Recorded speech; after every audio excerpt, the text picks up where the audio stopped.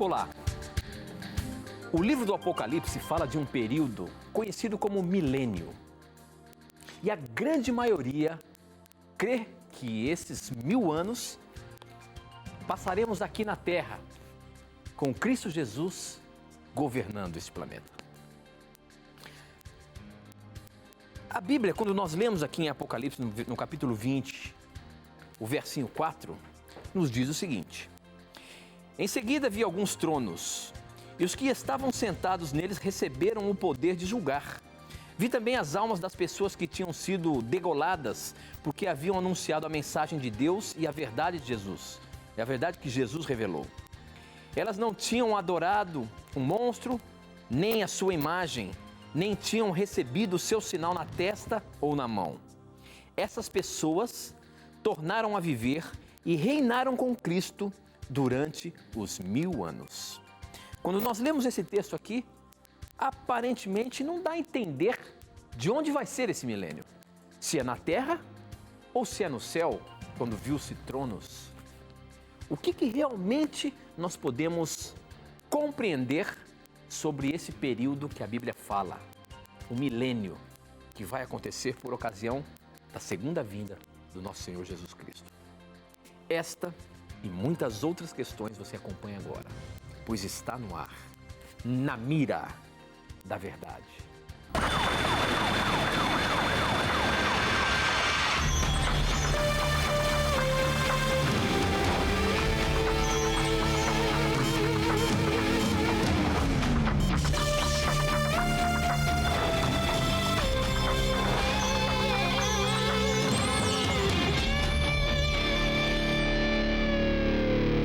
Olá, seja muito bem-vindo. Estamos começando mais um programa Na Mira da Verdade. Este programa que você já sabe, é um programa de perguntas e respostas bíblicas. E a partir de agora, como sempre digo, já nos conectamos com o Brasil e o mundo através das ondas do rádio, da internet e da TV Novo Tempo espalhado por todo o nosso país. Seja muito bem-vindo onde quer que você esteja, sinta-se abraçado pelo programa e obrigado pelo carinho da sua audiência e por você fazer o programa acontecer.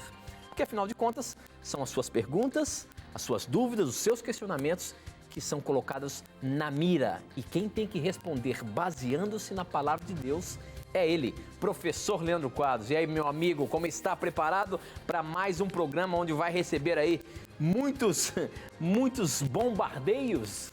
Pois olha, amigo, espero que os bombardeios não sejam assim mortais, não é? E vai ser uma satisfação estudarmos mais uma vez com os nossos amigos. Com certeza. E eu vou aproveitar, Tito, como de costume, mandar 2 abraços especiais.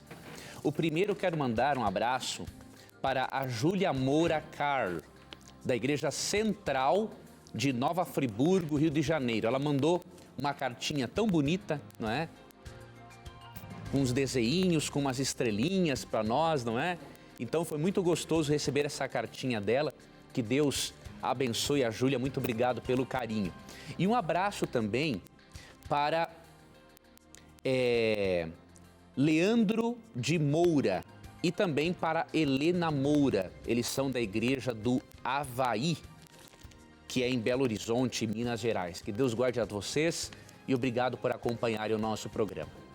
Muito bem, professor. Eu também sempre mando abraços, né? Como sempre, mandando abraço para os nossos ouvintes que estão aí ligados com a gente agora. Nós estamos em conexão também com a Rádio Novo Tempo, nossas emissoras espalhadas pelo nosso país aí. E nós agradecemos a audiência de você que está nos ouvindo pela Rádio Novo Tempo. Muito obrigado, um abraço carinhoso para vocês. Muito bem, professor Leandro Quadros, hoje nós abrimos o programa falando sobre essa questão do milênio.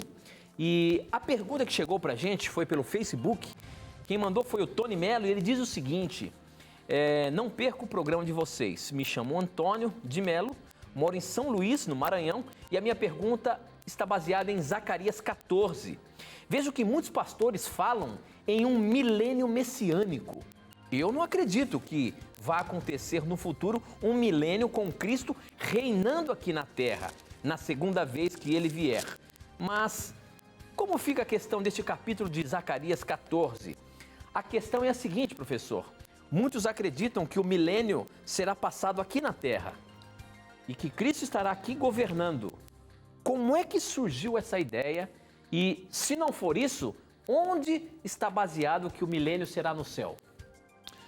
Primeiramente, a crença de que o milênio será na Terra tem como base a teoria dispensacionalista, que ensina que as profecias referentes a Israel, ao reino messiânico de Cristo, têm que se cumprir na Terra antes do estabelecimento total da glória do reino glorioso de Cristo.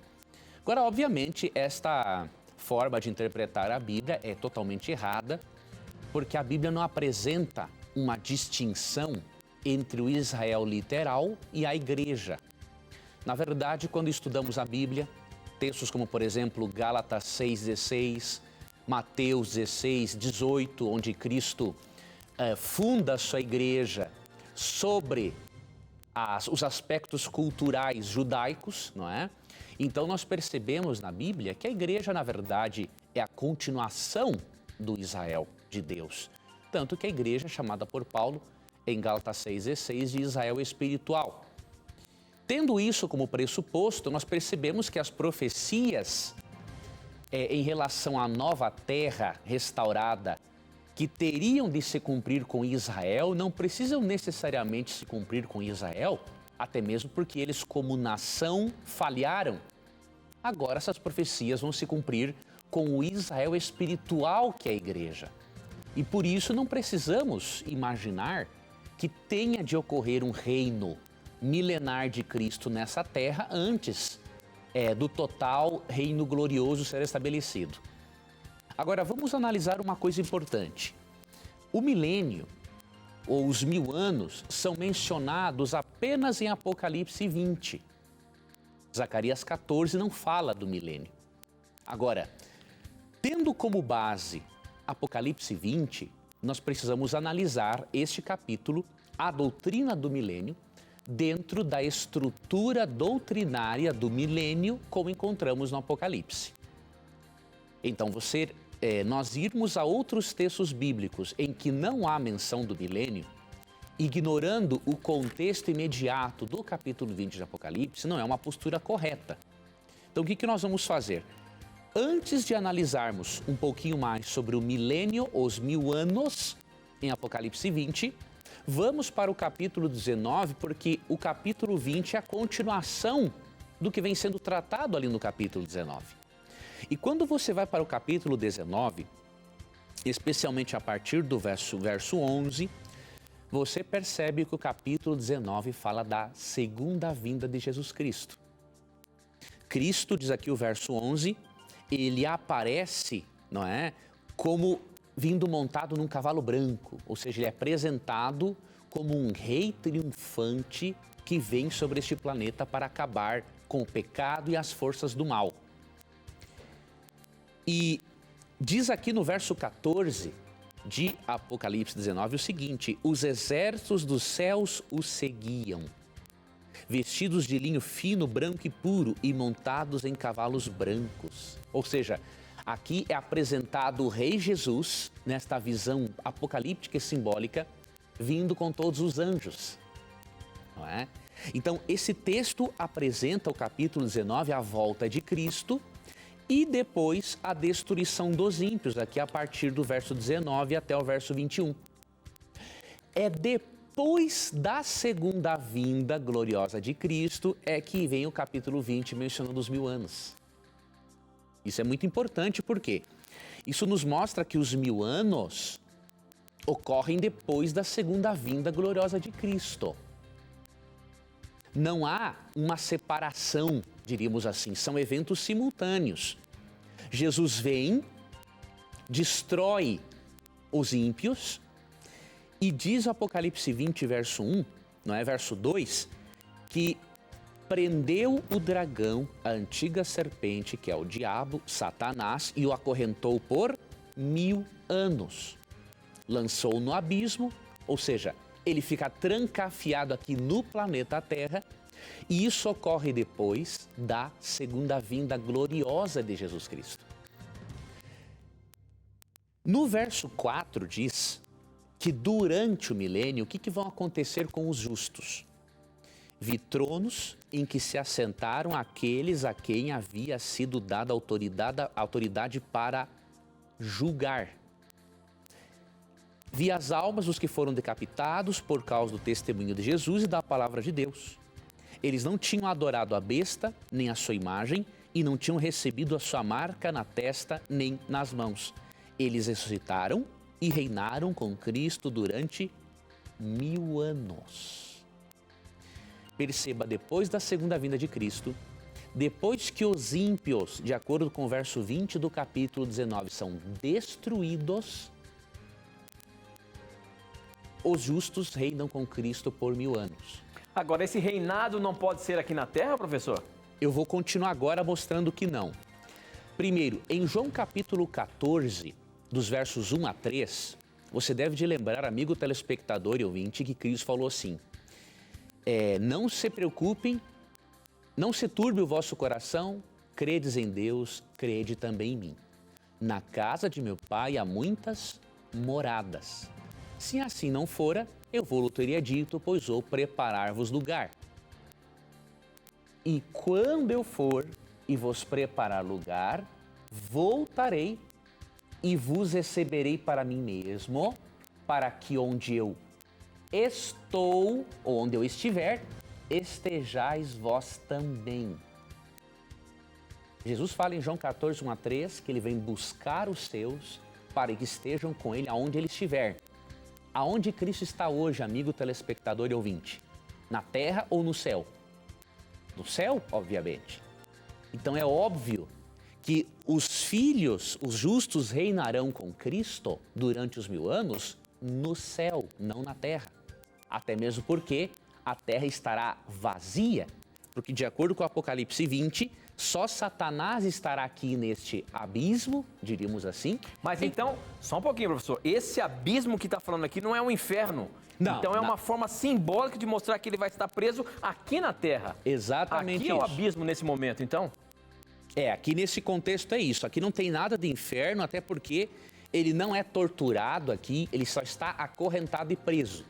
Né? Simbolicamente. Simbolicamente. Por que ele está acorrentado simbolicamente? Como os ímpios estarão mortos, de acordo com o Apocalipse 9:20, e como os justos estarão no céu, ele não terá ninguém para tentar e para fazer maldades, Tito. E por isso que ele está acorrentado por uma cadeia de circunstâncias que o impedem de exercer o seu poder maligno.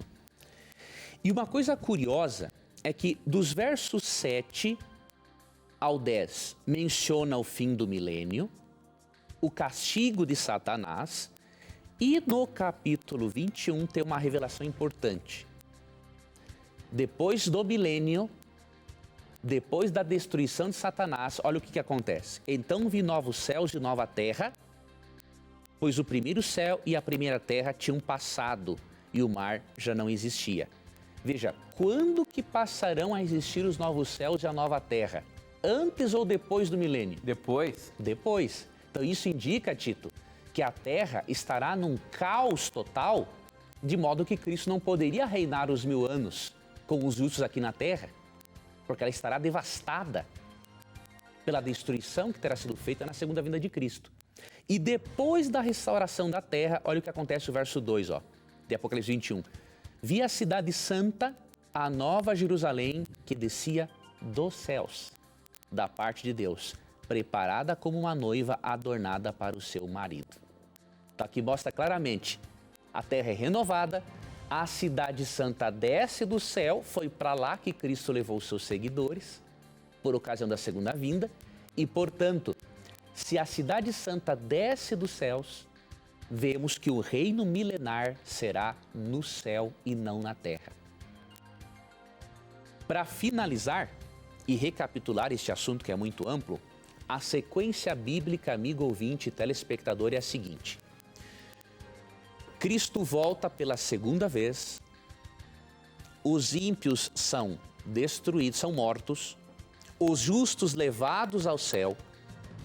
Durante o milênio, os justos passam no céu, de acordo com Apocalipse 20, verso 4, julgando os vivos, os ímpios permanecem mortos.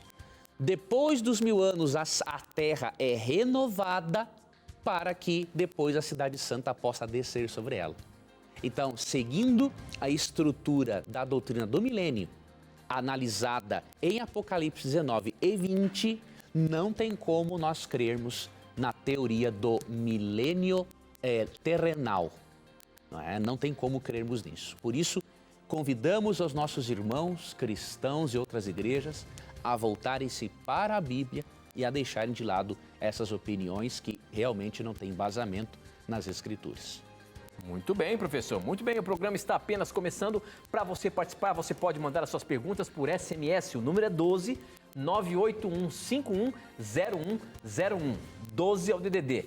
981510101 ou então pelas nossas redes sociais, pelo Facebook, namiradaverdade.nt, pelo Twitter, @namiradaverdade e ainda você tem o nosso blog, novotempo.com/namiradaverdade, que ali no blog, além de você poder participar mandando suas perguntas, você pode usá-lo como uma grande ferramenta de estudos, porque ali nós temos todos os programas do Na Mira da Verdade e temos todos os assuntos que apresentamos aqui de uma forma mais aprofundada, em que o Leandro escreve e coloca ali a opinião bíblica sobre determinado assunto que você talvez queira saber um pouco mais, tá bom? Então acesse lá novotempo.com/Na Mira da Verdade e faça desse nosso blog uma ferramenta de estudo e para você tirar as suas dúvidas ou quem sabe ver tudo que está sendo dito lá e se tiver alguma coisa que você não concorda, escreva pra gente. Nosso e-mail é novotempo.com, ou melhor, namiradaverdade@novotempo.com. Você pode dar a sua opinião, você pode fazer suas perguntas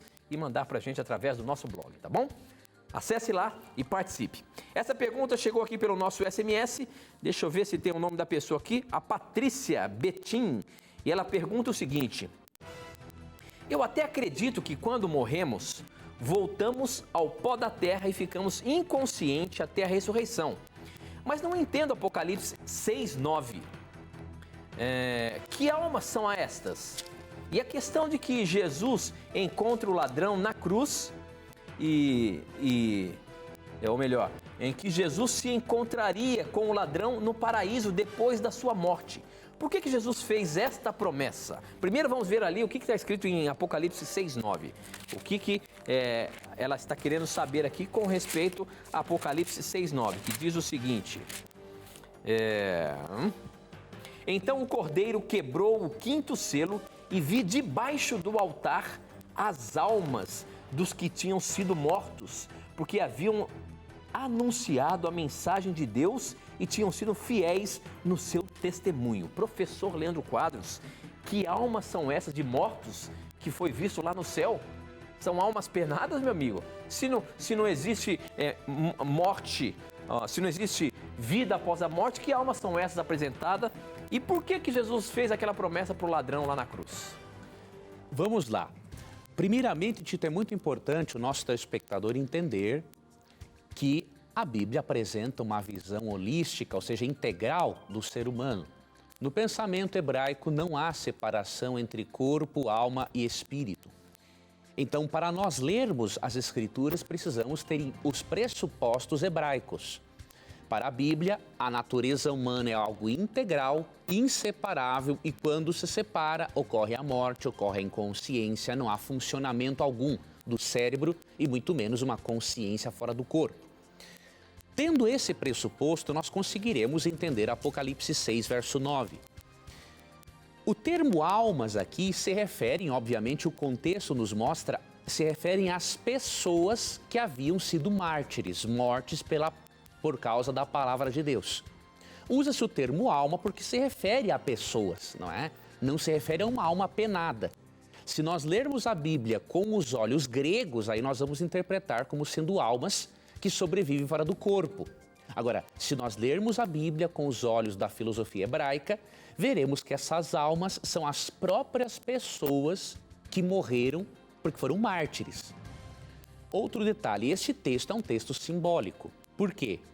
Aqui no verso 10 diz assim, clamavam em alta voz: até quando, ó soberano, santo e verdadeiro, esperarás para julgar os habitantes da terra e vingar o nosso sangue? Isso aqui não é a presença de pessoas realmente no céu, por quê? Em Mateus 5, 43 a 47, Cristo disse que os cristãos devem amar até os seus inimigos. Então este clamor por vingança aqui não condiz com o clamor dos cristãos, não é, que Jesus pediu para eles terem. Outro detalhe, no verso 11 diz assim, ó. Então foi, ou melhor, o verso 9, antes de eu seguir, diz que essas almas, essas pessoas, esses mártires, estavam debaixo do altar. Você já pensou se isso aqui é literal? Então quer dizer que todas as pessoas que morrem, quando vão para o céu, ficam debaixo de um altar, acotoveladas, sem ter espaço para se mexerem direito. E ficam clamando a Deus, até quando o Senhor vai vingar os habitantes da terra para nós sairmos deste lugar apertado aqui? Não tem cabimento. É óbvio que quando essas pessoas, esses mártires, são vistos debaixo do altar, isso é uma visão profética. E quando João os vê debaixo do altar, isso significa que Deus estava assim lembrando deles e que Deus daria o castigo para aqueles que mataram os filhos de Deus. E um outro detalhe, a Bíblia se utiliza de um método chamado personificação para poder, obviamente, dar vida a objetos ou a pessoas inanimadas para Deus poder comunicar suas ideias. Um exemplo desses encontramos em Gênesis 4:10. Deus diz que o sangue de Abel clamava a ele da terra. Sangue não fala, sangue não grita. A mesma coisa morto. Morto não fala, morto não clama, morto não grita. Então, assim como o sangue de Abel foi personificado em Gênesis 4:10, os mártires são personificados nesta visão simbólica para demonstrar que Deus não havia se esquecido deles. Então, interpretemos o texto da forma correta. E sobre Lucas 23, 42 e 43... Que fala do ladrão na cruz. Do ladrão na cruz. Ali é o seguinte, nós temos como provar, pelo contexto bíblico e também por algumas traduções bíblicas, que a tradução correta de Lucas 23 não é aquela que aparece na maioria de nossas Bíblias. Na maioria de nossas Bíblias, Lucas 23, 43, Jesus diz assim, eu lhe garanto, hoje você estará comigo no paraíso. A tradução ecumênica da Bíblia, a TEB, corretamente traduziu esse texto, colocando a vírgula no seu devido lugar. E eu vou provar o porquê. A tradução ecumênica da Bíblia traduz assim, em verdade te digo, vírgula, hoje, vírgula, estarás comigo no paraíso. A vírgula depois do hoje ou antes do hoje muda totalmente o sentido do texto. Se a vírgula estiver antes da palavra hoje, então a ideia é a seguinte, em verdade te digo, vírgula, hoje estarás comigo no paraíso. Então, Cristo estaria realmente dizendo que naquele dia ele e o criminoso que se arrependeu estariam no céu. Agora, se a vírgula está depois do hoje, como aparece na tradução ecumênica da Bíblia, o texto aparece assim, em verdade te digo, vírgula, hoje, vírgula, estarás comigo no paraíso. Cristo está dizendo o seguinte, hoje, em que eu me encontro na cruz, hoje em que eu estou sendo crucificado com você, eu prometo, você vai estar comigo no paraíso. Agora, como podemos comprovar biblicamente que esta tradução da TEB, da tradução ecumênica da Bíblia, está correta? Não é difícil. Primeiro, quando que Cristo fez essa promessa para o ladrão? Na sexta-feira. Cristo morreu no sexto dia, de acordo com os evangelhos, né? Temos que fazer duas perguntas para a Bíblia. Jesus foi para o céu na sexta-feira? E a segunda pergunta, o ladrão arrependido ou criminoso foi para o céu na sexta-feira? A Bíblia responde claramente que não. Em João 20:17, num domingo de manhã, Cristo, depois da sua ressurreição, disse o seguinte, não me segure, pois ainda não voltei para o Pai. Vá, porém, a meus irmãos e diga-lhes, estou voltando para meu Pai e Pai de vocês, para meu Deus e Deus de vocês. Veja, se Cristo não foi ao céu, se ele disse no domingo de manhã que não tinha ido ao céu, como que ele iria com um ladrão arrependido na sexta-feira? Impossível. Se no domingo ele disse que não tinha subido ao céu, é óbvio que na sexta ele não foi. Segundo ponto, O ladrão arrependido foi para o céu naquele dia? João 19, 31 a 33 responde. Era o dia de preparação, sexta-feira, e o dia seguinte seria um sábado, especialmente sagrado. Como não queriam que os corpos permanecessem na cruz durante o sábado, os judeus pediram a Pilatos que mandasse quebrar as pernas dos crucificados e retirar os corpos. Vieram então os soldados e quebraram as pernas do primeiro homem que fora crucificado com Jesus e em seguida as do outro. Mas quando chegaram a Jesus, constatando que já estava morto, não lhe quebraram as pernas. O texto é muito claro. Por que que as pernas dos dois criminosos foram quebradas e as de Jesus não foram quebradas? Jesus estava morto.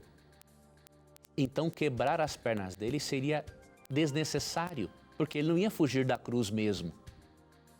Agora, dos criminosos, por eles estarem vivos na sexta-feira, as pernas foram quebradas, ficavam atirados ali debaixo da cruz, não podiam fugir e, obviamente, isso poderia também apressar a morte deles. Não é? Então, muitas vezes o criminoso, ele poderia viver entre 3 a 7 dias. Então, se Jesus no domingo disse que não tinha ido para o céu na sexta-feira, e se o próprio criminoso estava vivo, é óbvio que Cristo não prometeu que naquele dia eles iriam para o paraíso. Naquele dia ele prometeu que no futuro, na segunda vinda de Cristo, eles iriam para o paraíso. Então, por essas referências bíblicas, temos convicção de que a tradução ecumênica da Bíblia está certíssima em colocar a vírgula no seu devido lugar. Ok, professor, muito bem. Foi aí sanada a dúvida com relação às almas que estão debaixo do altar por ocasião do 5º selo e também do ladrão na cruz. Muito bem, o nosso programa está no meio dele, porque o tempo já correu, nós temos que ir para o intervalo, mas aproveita o intervalo, formule a sua pergunta e manda para a gente. Não sai daí não, a gente volta já já.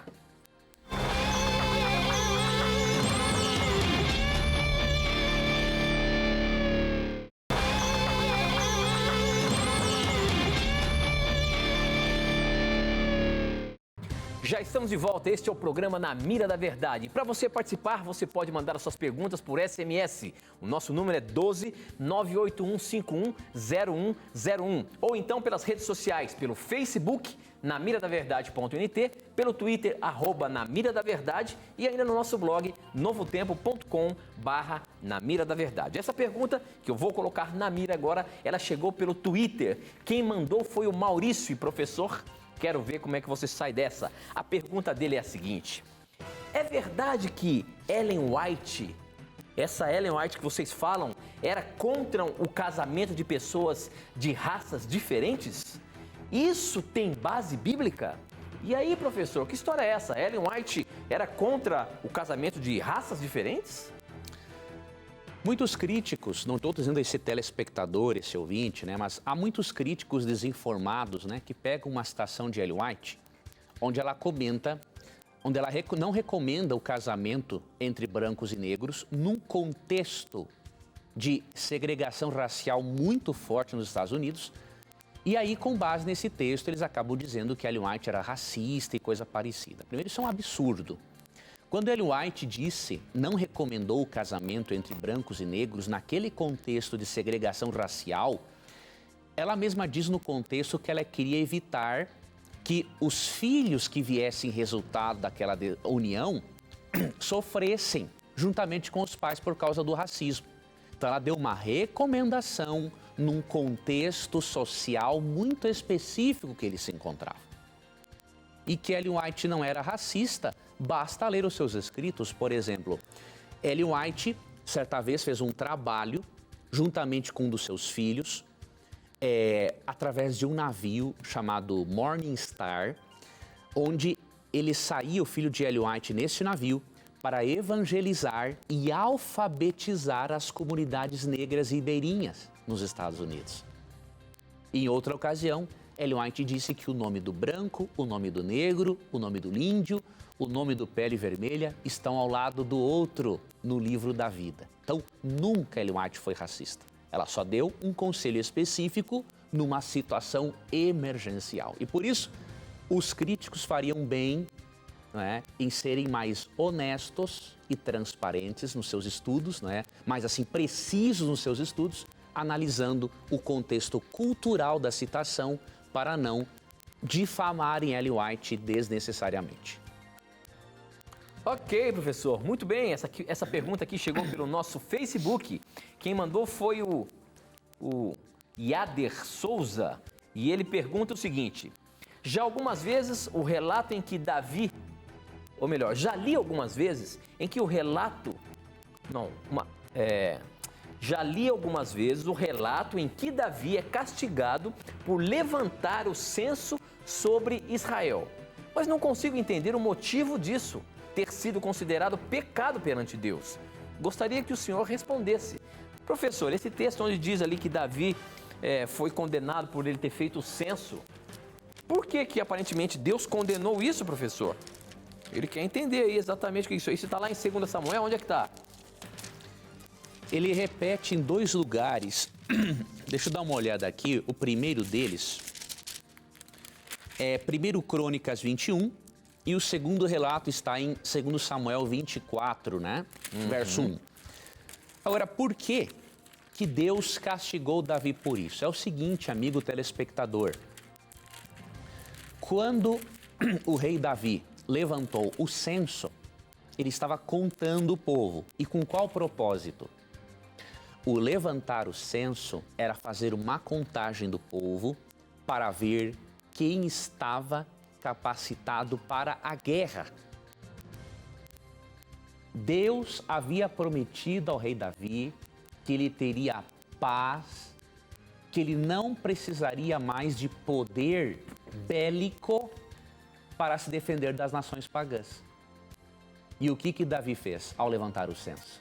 Ele demonstrou desconfiar da promessa de Deus, ele demonstrou não confiar na promessa de Deus e ele demonstrou confiar mais no seu poderio bélico do que no poder de Deus. E como muitas daquelas pessoas que foram recenseadas também estavam desejosas, diríamos assim, por continuar derramando sangue, eles acabaram sendo castigados também. Então, foi por causa disso, né? Desconfiança na palavra de Deus, mais confiança no poder bélico do que no poder divino. Ok, professor, muito bem. Como a gente falou aí sobre Ellen White, as perguntas começam a chegar aqui, ó. Pelo SMS, o Messias pergunta o seguinte: o que quer dizer cofundadora da Igreja Adventista referente a Ellen White? Ellen White é a fundadora da Igreja Adventista? Agora, Paulo falou que as mulheres ficassem caladas na igreja. Como conciliar isso? Olha aí, professor. Como que essa questão aí de Paulo falando que as mulheres não poderiam participar na igreja, ou seja, não poderia ser líder de igreja? E a pergunta que ele quer saber, o que quer dizer cofundadora da igreja? Se Ellen White fundou a Igreja Adventista do Sétimo Dia. Vou começar primeiramente pela objeção para depois responder a pergunta. Se a Bíblia ensina como um princípio e não como uma questão cultural de que a mulher não pode falar em público, então você vai ter sérias dificuldades, querido telespectador, de explicar, por exemplo, Juízes capítulo 4, verso 4. O texto diz assim: Débora, uma profetisa, mulher de Lapidote, liderava Israel naquela época. Ou seja, Débora era profetisa e liderava Israel. Agora, Paulo realmente disse, em 1 Coríntios 14, 34 e 1 Timóteo 2, 10 e 11, 11 e 12, que as mulheres deveriam ficar caladas na igreja. E por quê? Você tem que analisar o contexto cultural no qual o texto foi escrito. Na sociedade hebraica, Deus escolheu mulheres, inclusive a profetisa Hulda, para ter posição de liderança, além de Débora. Se você for para Atos 21, versos 8 e 9, você percebe que as 4 filhas de Felipe eram profetisas.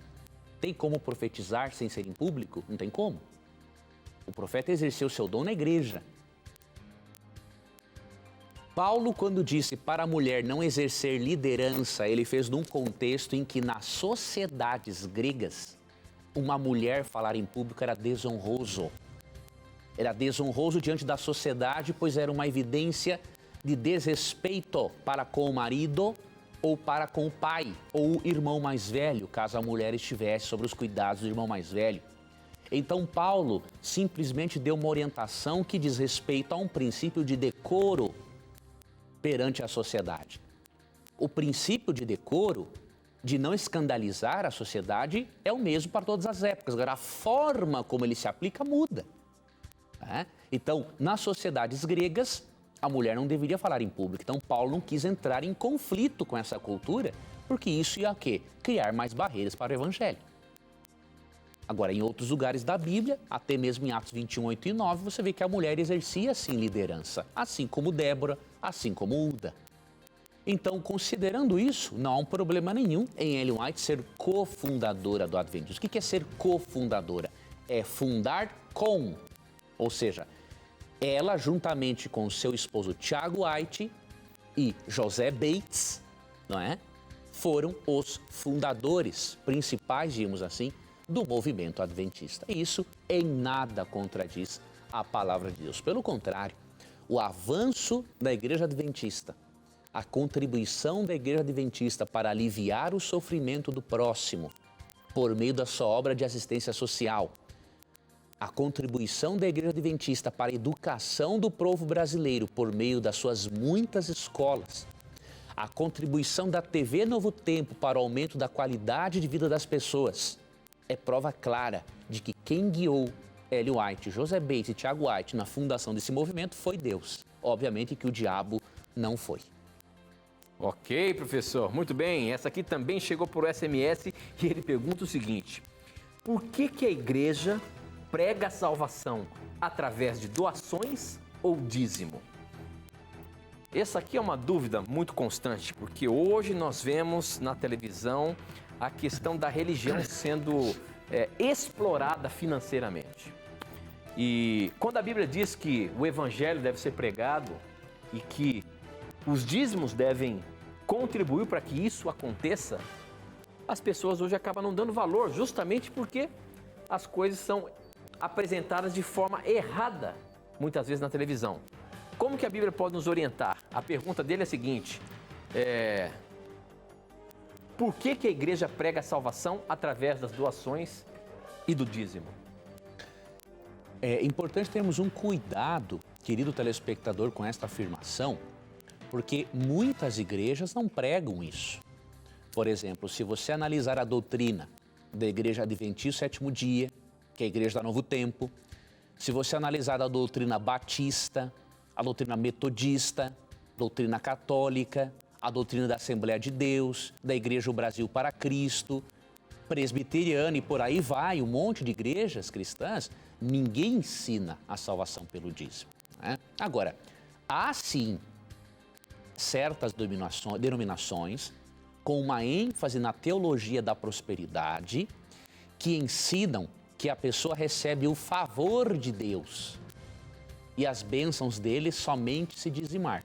Então aí sim, contra esse tipo de ideologia, nós somos totalmente contra. Por quê?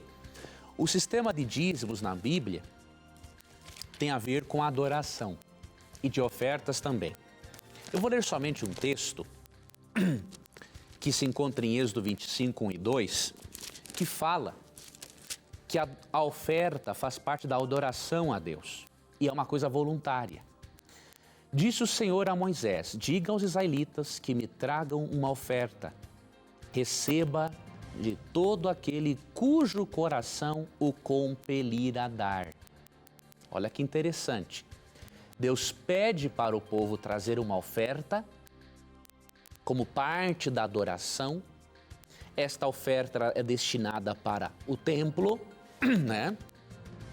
E diz que essa oferta deveria ser dada de acordo com aquilo que o coração da pessoa compelisse.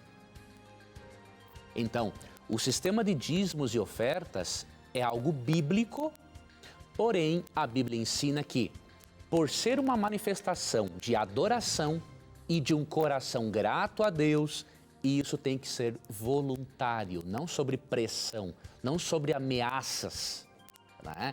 Então, se você frequenta uma igreja que coloca o dinheiro acima do evangelho, ou que diz que você tem que fazer uma espécie de barganha com Deus para ser abençoado, eu vou lhe dar um conselho: saia dessa igreja.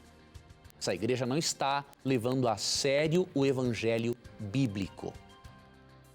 Mais do que salvar o ser humano de crises financeiras, Deus quer salvar o ser humano da morte eterna e do poder do pecado. Deus quer sim te salvar das crises financeiras. Agora, em primeiro lugar está o reino de Deus. Porque de acordo com Mateus 6,33, as outras coisas serão acrescentadas. Então, tenha muito cuidado com esta filosofia perigosa chamada teologia da prosperidade. Muito bem, professor. Essa próxima pergunta aqui, ela veio agora pelo nosso Twitter. Quem mandou foi o Wanderson e ele pergunta o seguinte: as profecias de Mateus 24 se cumpriram naquela época ou ainda irão se cumprir nos dias de hoje? Nós vemos ali que o livro de Mateus, o capítulo 24 especialmente, aparentemente é um livro bastante profético. Agora, a dúvida dele é a seguinte, porque como tem ali a questão do contexto de Jerusalém, isso está a profecia, o livro todo, o capítulo todo está sendo mencionado para aquela época ou tem alguma coisa para os nossos dias também? O capítulo tem dois tipos de sinais, amigo telespectador e ouvinte. E é um capítulo diferenciado no livro de Mateus aí, não é? Sim, é um capítulo que menciona, Tito, sinais do fim do mundo. Né? Ok. Sinais que aconteceriam indicando a proximidade da segunda vinda de Cristo, né? Então, há dois tipos de sinais aqui, amigo telespectador. Sinais que antecederiam a destruição de Jerusalém no ano 70 e sinais que antecederiam a segunda vinda de Cristo no fim dos tempos. Então, por exemplo, para você identificar estes sinais, você tem que ler todo o capítulo. E, por exemplo, aqui no verso 19 e 20, nós percebemos sinais referentes à destruição de Jerusalém. Como serão terríveis aqueles dias para as grávidas e para as que estiverem amamentando. Orem para que a fuga de vocês não aconteça no inverno nem no sábado, porque haverá então grande tribulação, como nunca houve desde o princípio do mundo até agora. É óbvio que isso se cumpriu naqueles dias de Cristo, porque quando o Império Romano invadiu Jerusalém e arrancava os fetos das barrigas das grávidas com a espada, então se cumpriu realmente o que Cristo disse: ai das grávidas naquele dia. Agora, em seguida, depois que Cristo menciona esses sinais e depois outros no capítulo 24, né? Nos versos 6 e 7 ele menciona guerras, rumores de guerras, fomes, terremotos. Obviamente, essas coisas não existiam nos dias de Cristo na mesma intensidade em que há hoje. Então, obviamente que esses são sinais já que antecedem o segundo advento de Cristo. Porque no verso 30 diz assim, ó: então aparecerá no céu o sinal do Filho do Homem, e todas as nações da terra se lamentarão e verão o Filho do Homem vindo nas nuvens do céu com poder e grande glória. E ele enviará os seus anjos com grande som de trombeta, e esses reunirão os seus eleitos dos quatro ventos, de uma outra extremidade dos céus. O único sinal de Mateus 24 que falta se cumprir para Cristo voltar, e está bastante adiantado, é o do verso 14. E este evangelho do reino será pregado em todo o mundo como testemunha a todas as nações, e então virá o fim. Esse é o único sinal do capítulo 24 que falta ocorrer. E já está em fase bem adiantada, porque o cristianismo se encontra em quase todos os lugares do mundo. E a TV Novo Tempo tem contribuído significativamente para que a mensagem de salvação, dentro do contexto das verdades bíblicas, seja apresentada em todo o mundo. Muito bem, professor. Eu estava aqui vendo a revista Verdades para o Tempo do Fim, esse presente que nós oferecemos sempre aqui no programa. E os assuntos que tratamos aqui nessa revista estão relacionados justamente com o tempo do fim. São 16 lições. É uma revista que, na verdade, é um curso bíblico em formato de revista e que você pode ter aí na sua casa sem pagar nada. É um presente nosso para você. Para você ter a revista Verdades para o Tempo do Fim aí na sua casa, basta você entrar no nosso blog, novotempo.com/Na Mira da Verdade. Você vai ver a imagem dessa revista, você vai clicar nela e você vai ser direcionado para um lugar para você preencher os seus dados postais e ela vai chegar aí na sua casa direitinho. Então peça agora mesmo, é gratuito, é um presente. Você não vai pagar nada por isso e vai ter a chance de se aprofundar mais no estudo da Palavra de Deus. Se você está conhecendo o programa Na Mira da Verdade, se você tem assistido aí há algum tempo e está apreciando o estudo da Palavra de Deus, aproveite, peça essa revista Verdades para o Tempo do Fim e aprenda mais ou, se for por curiosidade, veja o que está falando aqui, o que está ensinando com base na Bíblia. Tudo o que está dito aqui é baseando-se na Palavra de Deus. Peça agora mesmo, é gratuito, é um presente nosso para você, tá bom? Muito bem, as perguntas não param de chegar aqui, caiu aqui no chão, vai ficar aí mesmo.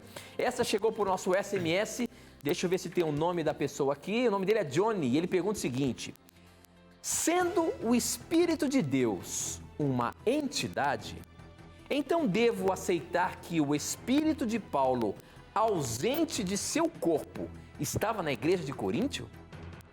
Sim ou não? Pois o homem foi feito à imagem e semelhança de Deus.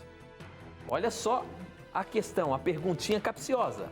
Porque veja bem, se o Espírito Santo é uma entidade de Deus, é um Espírito, será que o Espírito de Paulo estava na cidade de Coríntio? Já que nós somos feitos à imagem e semelhança do nosso Deus?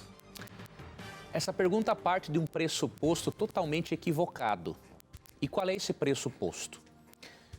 Já que o ser humano tem um espírito, então Deus teria também um espírito, uma entidade separada do corpo. Ou, se o ser humano não tem esse espírito, então Deus também não tem esse espírito.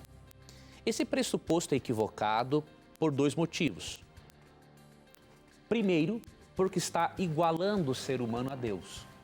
Você disse bem em afirmar que o ser humano é imagem e semelhança de Deus, mas não é igual. Então você não pode alegar que já que Paulo estava em espírito na igreja de Corinto, ou seja, em pensamento, isso significa que o Espírito Santo também não é uma entidade pessoal. Você não pode igualar Deus com a natureza humana, porque aí você estaria até cometendo uma idolatria, uma blasfêmia. Nós somos a imagem e semelhança, não somos iguais. Você não pode criar o que chama-se de antropomorfismo, ou seja, comparar Deus com a humanidade, porque isso é um absurdo.